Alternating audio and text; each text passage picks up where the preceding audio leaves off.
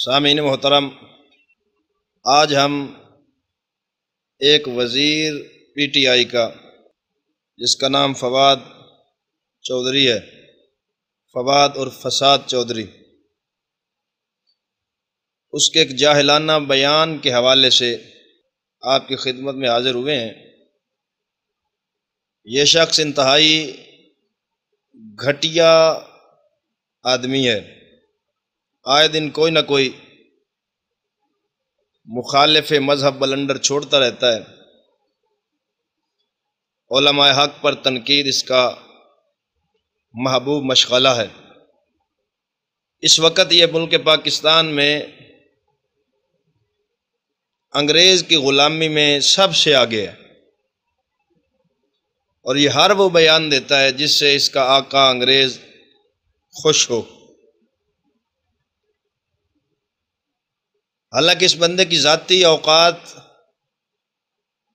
یہ ہے کہ یہ وہ لوٹا ہے جس سے ہر فرعون وقت نے استنجا کیا ہے۔ کبھی یہی موصوف مشرف جیسے ڈکٹیٹر غدار وطن غدار دین کے تلوے چاٹتا تھا، پھر یہ زرداری کے تلوے چاٹتا رہا۔ آج کل اس سے عمران خان استنجا کر رہا ہے، اور موصوف پرلے درجے کا دیوس بھی ہے، آخری درجے کا بدکار انسان بھی ہے، اور دین کے ساتھ اس کا شغف اتنا ہے کہ موصوف کو جب دعائے قنوت کا کہا گیا کہ سناؤ، تو یہ فساد چودھری دعائے قنوت نہ سنا سکا۔ اب اس کی علمی حیثیت یہ ہے کہ خود اس کو دعائے قنوت نہیں آتی، اور بکواس یہ علماء کرام کو کرتا ہے، کبھی دین اسلام کے خلاف بکواس کرتا ہے۔ ابھی حال ہی میں اس نے یہ بیان دیا کہ جب انسان کا علم محدود تھا تو ہر چیز کو توہم پرستی کے ساتھ تولا جاتا تھا، جو چیز پسند آتی تھی اسے خوشی کے ساتھ جوڑ دیتے تھے، اور جو چیز ناپسند ہوتی اسے عذاب کے ساتھ جوڑ دیتے تھے۔ کہنے لگا اسی توہم پرستی سے ایک گرہن بھی ہے، سورج گرہن یا چاند گرہن وغیرہ لگنا۔ تو جیسے جیسے علم وسیع ہو رہا ہے سائنس کا، تو توہم پرستی آخری سانسیں لے رہی ہیں۔ اس بیان میں اس نے سید الانبیاء صلی اللہ تعالی علیہ وآلہ وسلم کے فرمان کی توہین کی ہے۔ بخاری شریف اور دیگر کتب احادیث میں موجود ہے، جب سورج گرہن لگا تو حضور نبی اکرم صلی اللہ علیہ وآلہ وسلم نے 2 رکعت نماز ادا کی، طویل رکوع و قیام کیا، طویل سجدہ کیا، اور آپ نے فرمایا سورج گرہن چاند گرہن یہ اللہ کی نشانیوں میں سے 2 نشانیاں ہیں، لہذا جب یہ لگے تو استغفار کرو۔ اب امام الانبیاء کہہ رہے ہیں جب یہ سورج گرہن یا چاند گرہن لگے تو استغفار کرو، اور یہ لعنتی وزیر کہہ رہا ہے کہ یہ توہم پرستی ہے۔ میں حکومت وقت سے یہ مطالبہ کروں گا کہ اگر تمہارے پاس پیسے نہیں ہیں تو ہم سے لے لو، اور اپنے اس وزیر کے لیے ایک اچھا سا پٹا خرید کر اس کے گلے میں ڈالو۔ یہ ہر وقت اپنی سستی شہرت کے لیے ٹوں ٹوں کرنا شروع کر دیتا ہے، اور بکواسات کرنا شروع کر دیتا ہے۔ امام الانبیاء صلی اللہ تعالی علیہ وآلہ وسلم کی حدیث پاک ہے کہ بنی اسرائیل کے ایک شخص کے گھر مہمان آیا، اس بندے نے ایک کتی رکھی ہوئی تھی، اور وہ کتی حاملہ تھی، اس کے پیٹ میں بچے تھے۔ جب وہ مہمان اس کے گھر میں آیا تو کتی خاموش ہو گئی اس لیے کہ میرے مالک کا مہمان ہے، اس کے ادب احترام میں خاموش ہو گئی۔ لیکن جو اس کتی کے پیٹ میں چھوٹے چھوٹے گلر تھے، انہوں نے اندر سے ہی بھونکنا شروع کر دیا۔ تو اللہ رب العالمین نے اس وقت کے نبی کو وحی کی کہ اس کتیا کے پیٹ میں بھونکنے والے گلروں کی مثال ہے آخری نبی کی امت کے آخر زمانے میں آنے والے ان لوگوں کی جو جاہل ہو کے علماء کو بھونکیں گے۔ اب دیکھیں، نبی اکرم صلی اللہ تعالی علیہ وآلہ وسلم نے اپنی حدیث پاک میں بتا دیا کہ علماء حق کو بھونکنا گلروں کا کام ہے، کتی کے گلوروں کا کام ہے۔ اور یہ مسٹر فساد چودھری یہ وہی گلر ہیں جو آئے دن علماء اہل سنت کو بھونکتے رہتے ہیں، اور ان کی زبان لمبی ہوتی جا رہی ہے۔ اور یہاں پر میں ایک حدیث پاک بھی آپ کی سماعتوں کی نظر کر دوں، یہ میرے ہاتھ میں ہے، مجمع الزوائد۔ امام الانبیاء صلی اللہ تعالی علیہ وآلہ وسلم ارشاد فرماتے ہیں، حضرت ابو ایوب انصاری نے روایت کی، فرمایا لا تبقوا علی الدین اذا ولیہ اہلہ ولکن ابقوا علی الدین اذا ولیہ غیر اہلہ۔ فرمایا تم لوگ اس وقت دین پر نہ رونا جب اہل افراد اس کے نگران ہوں، لیکن تم دین پر اس وقت رونا جب اس کا نگران نا اہل فرد بن جائے، جس میں اہلیت نہیں ہے لیکن وہ اس عہدے پر برہ جمان ہو چکا ہے۔ جب نا اہل لوگ وارث بن جائیں تو دین کے، تو تم اللہ رب العالمین کی بارگاہ میں اس وقت دین پر رونا۔ اب یہاں پر ایک اور حدیث بھی سنتے جائیں۔ امام الانبیاء صلی اللہ تعالی علیہ وآلہ وسلم نے ارشاد فرمایا، عن النبی صلی اللہ علیہ وسلم قال یکون امراء یغشاہم غواش وحواش من الناس یکذبون ویظلمون فمن دخل علیہم فصدقہم بکذبہم وآناہم علی ظلمہم فلیس منی ولست منہ ومن لم يدخل علیہم ویصدقہم بکذبہم وَيُعِنْهُمْ عَلَى ظُلْمِهِمْ فَهُوَ مِنِّي وَأَنَا مِنْ۔ امام الانبیاء صلی اللہ علیہ وآلہ وسلم نے ارشاد فرمایا کہ ایسے حکمران آئیں گے جن کے پاس ہر قسم کے لوگ موجود ہوں گے، وہ لوگ جھوٹ بولیں گے اور ظلم کریں گے، اور جو شخص ان کے پاس جا کر ان کے جھوٹ کی تصدیق کرے اور ان کے ظلم میں ان کی مدد کرے گا، امام الانبیاء فرماتے ہیں اس کا مجھ سے کوئی تعلق نہیں ہوگا اور میرا اس کے ساتھ کوئی تعلق نہیں ہوگا۔ اور فرمایا جو شخص ان کے پاس نہ جائے اور ان کے جھوٹ کی تصدیق نہ کرے اور ان کے ظلم میں مدد نہ کرے، اس کا مجھ سے تعلق ہوگا اور میرا اس کے ساتھ تعلق ہوگا۔ تو یہاں بھی امام الانبیاء صلی اللہ علیہ وآلہ وسلم نے وضاحت فرما دی، ایسے بے دین حکمران ہوں گے، ان کی خوشامد کرنے والا، ان کے پاس جانے والا، ان کے جھوٹ کی تصدیق کرنے والا، وہ میرا امتی نہیں ہے، نہ میرا اس کے ساتھ کوئی تعلق ہے۔ اب یہ موصوف جس پارٹی کے وزیر سائنس اینڈ ٹیکنالوجی ہیں،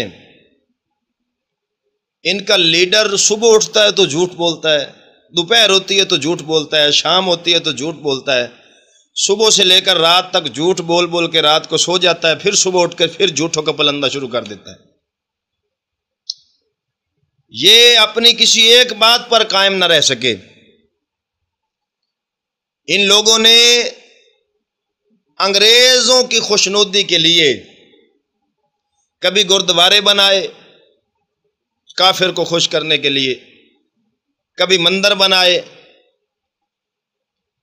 کبھی علماء اسلام کو ہتھکڑیاں لگائیاں۔ آسیہ ملعونہ جیسی لعنتیہ عورت کو ان لوگوں نے بری کر کے لندن اپنے آقا کے پاس بھیج دیا۔ تو یہ لوگ آج دین کے ترجمان بن کر ریاست مدینہ کے دعوے دار بنے ہوئے ہیں۔ ان کو اپنی اوقات اور حد میں رہنا چاہیے۔ آئے دن کوئی نہ کوئی بلنڈر چھوڑ دیتے ہیں، اور باقی یہ انگریز کی غلامی میں یہ تمام پارٹیاں ایک ہیں، یہ چیز بھی ذہن میں رکھ لیں۔ نون لیگ ان سے بڑھ کر انگریز کی غلام ہے، یہ ان سے بڑھ کر انگریز کے غلام ہیں۔ کافر کی خوشنودی حاصل کرنے کے لیے یہ ہر حد پار کر جاتے ہیں۔ اور یہ میں اپنی طرف سے بات نہیں کر رہا، یہ میرے ہاتھ میں کتاب ہے حساس ادارے، اور یہ کسی مولوی کی نہیں لکھی ہوئی، یہ خفیہ ایجنسی کا بریگیڈیئر ریٹائر ہے جس کا نام سید احمد ارشاد ترمذی ہے۔ اس نے جنرل ایوب کا ایک بیان نقل کیا ہے اس کی کتاب سے، صفحہ نمبر 20 پر کہتا ہے کہ سابق صدر جنرل ایوب خان کی مشہور کتاب فرینڈز ناٹ مسٹرز کی سند کے باوجود یہ ایک کھلی حقیقت ہے کہ پاکستان کے حوالے سے امریکہ کا کردار ہمیشہ سے ایک آقا کا رہا ہے۔ یعنی یہ حقیقت تو جنرل ایوب بھی قبول کر گیا کہ امریکہ ہمیشہ ہمارا آقا رہا ہے۔ تو یہ موصوف اب ریاست مدینہ کے دعوے نہ کریں، تمہارا آقا لندن اور امریکہ ہے، اور تم اسی کے معاملات کو لے کر چل رہے ہو۔ اپنی حد میں رہو، تمہیں قوم نے گٹر اور نالیاں بنانے کے لیے منتخب کیا ہے۔ دین میں مداخلت تم جیسے جہلوں کا کام نہیں ہے، اور نہ دین میں مداخلت کرو۔ علماء کو تم بکواس کرتے ہو، اور تمہاری اپنی حیثیت یہ ہے کہ اسی کتاب کے مقدمہ میں میری نظر میں، اور یہ لکھنے والا جس نے اس کا مقدمہ لکھا ہے اس کا نام ہے ایس ایم ظفر، سابق وزیر قانون، advocate, supreme court of Pakistan. یہ کہتا ہے کہ لاہور میں امریکہ کے کونسل جنرل ڈاکٹر اینڈ روئی وی کوری کا یہ بیان پڑھ کر مجھے حیرت ہوئی کہ ایک پاکستانی کی قیمت ایک وسکی بوتل سے لے کر امریکہ کی مفت سیر تک محدود ہے۔ اور کہتا ہے کہ میری حیرت اس وقت دکھ میں بدل گئی جب اس کا ذکر میں نے اپنے چند دوستوں سے کیا۔ ان میں سے ایک نے کہا کہ قیمت اتنی گر چکی ہے کہ شاید اب ایک بوتل واڈا سے لے کر لندن کی مفت سیر تک آ گئی ہے۔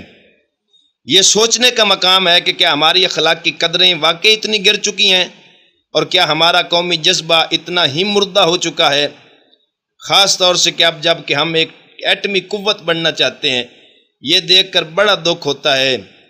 تو اب دیکھیں کہ یہ خود ایس ایم ظفر وزیر قانون صاحب کا کہہ رہا ہے کہ ہماری قیمت اتنی گر چکی ہے کہ ایک وسکی کی بوتل اور امریکہ کے مفت دورے تک ہم اپنا ایمان اور ضمیر بیچ دیتے ہیں۔ تو یہ قیمت علماء کی نہیں ہے، یہ انہی وزیروں مشیروں کی ہے۔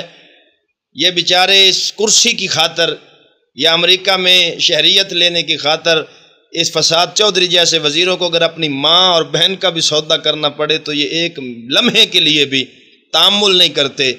یہ کہتے ہیں بس کرسی آنی چاہیے، مال آنا چاہیے۔ یہ لوگ اپنا ایمان اور ضمیر تک کافر کی چوکھٹ پر بیچ چکے ہیں۔ لہذا ہمیں اور وضاحت کرنے کی ضرورت نہیں ہے۔ حکومت وقت اپنے اس لونڈے وزیر کی زبان کو لگام دے اور اس کو پٹا ڈال کے اس کو اپنی اوقات میں رکھے۔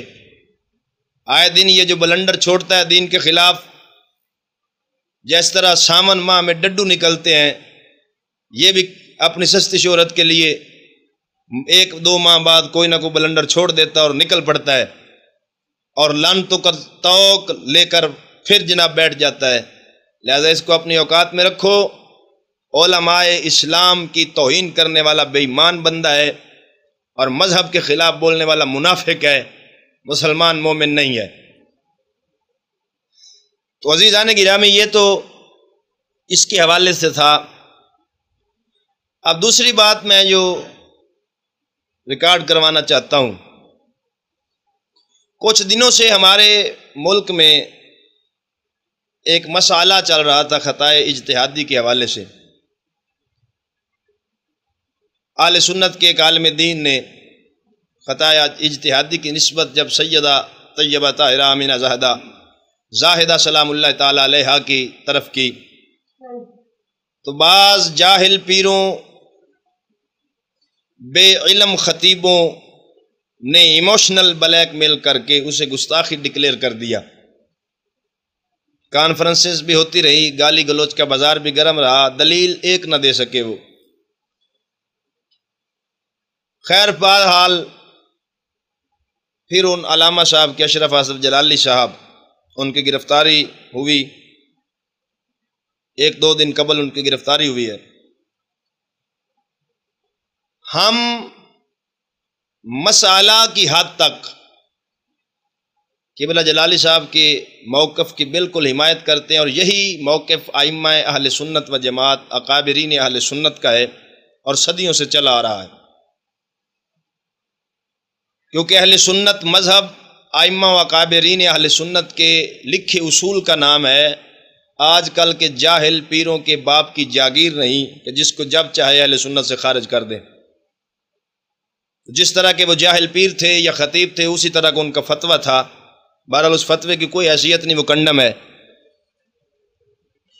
ہم ایک علمی، خالصتاً علمی مسئلہ کو کرنے پر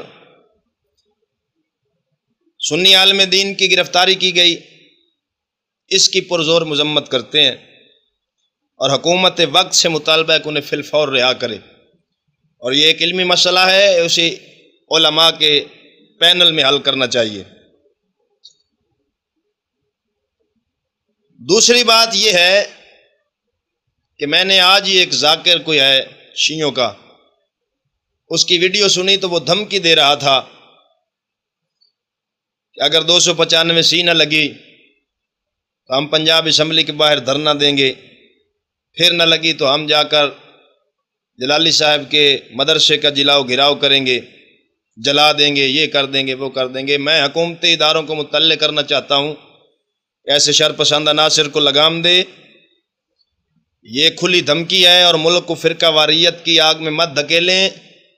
اور وہ ذاکر یہ بھول جائے، تمہارے تلوے چاٹنے والے یہ کچھ جاہل پیر ہوں گے، یہاں مسئلہ ایک شخصیت کا نہیں، پوری سنیت کا ہے۔ اگر تم ہمارے کسی سنی مدرسے پر حملہ آور ہوئے تو یہ نہ ہو کہ تمہیں لینے کے دینے پڑ جائیں اور تم اپنے امام کوٹوں کی پھر اینٹیں تلاش کرتے پھرو۔ ہمارے اندر ہمارے بازو بھی ہیں اور ان میں طاقت بھی ہے، لیکن ہم چونکہ ایک امن پسند جماعت ہیں، ہم نہیں چاہتے کہ ملک میں کوئی فتنہ فساد بھڑکے، اور ہم پرامن لوگ ہیں، امن سے رہنا چاہتے ہیں۔ لہذا جو یہ دھمکیاں دے رہے ہیں حکومتی ادارے، قانون نافذ کرنے والے ادارے، ان کو لگام ڈالیں، اور یہ ملک کو ایک سوچی سمجھی سازش کے تحت فرقہ واریت کی آگ میں جھونکنا چاہتے ہیں، حالانکہ ملک اس وقت اس کا متحمل نہیں ہے۔ لہذا چونکہ بات اب قانون ہے، قانونی دائرے میں ہو رہی ہے، وہیں پر اپنا موقف پیش کرو اور وہیں پہ اپنی قانونی کارروائی کے ساتھ لڑو۔ یہ دھمکیاں دینا بند کرو، کیونکہ اہل سنت و جماعت ابھی لاوارث نہیں ہوئے۔ تم اپنے امام کوٹوں میں سیدنا صدیق اکبر رضی اللہ تعالی عنہ، افضل البشر بعد الانبیاء سے لے کر حضور علیہ السلام کی تمام ازواج مطہرات کو بکواس کرو اور تبرہ کرو، اور تمہیں پوچھنے والا کوئی نہ ہو، اور ایک حق کا مسئلہ اگر بیان کیا جائے تو تم دھمکیاں دینے پہ اتر آؤ۔ یہ دھمکیاں کسی اور کو جا کے دینا، اور ہم یہ مطالبہ کرتے ہیں فی الفور اس ذاکر کو گرفتار کیا جائے جو اہل سنت و جماعت کے مدارس پر حملے کی دھمکی دے رہا ہے اور جلاؤ گھراؤ کی بات کر رہا ہے۔ اگر اسے گرفتار نہ کیا گیا تو بالکل ہم سراپا احتجاج بنیں گے اور اس کو اس کے کیفر کردار تک پہنچائیں گے۔ دعا ہے اللہ تعالیٰ ملک پاکستان کو اور اہل سنت و جماعت کو شر پسند عناصر سے محفوظ فرمائے۔ آمین ثم آمین، وآخر دعوانا الحمدللہ رب العالمین۔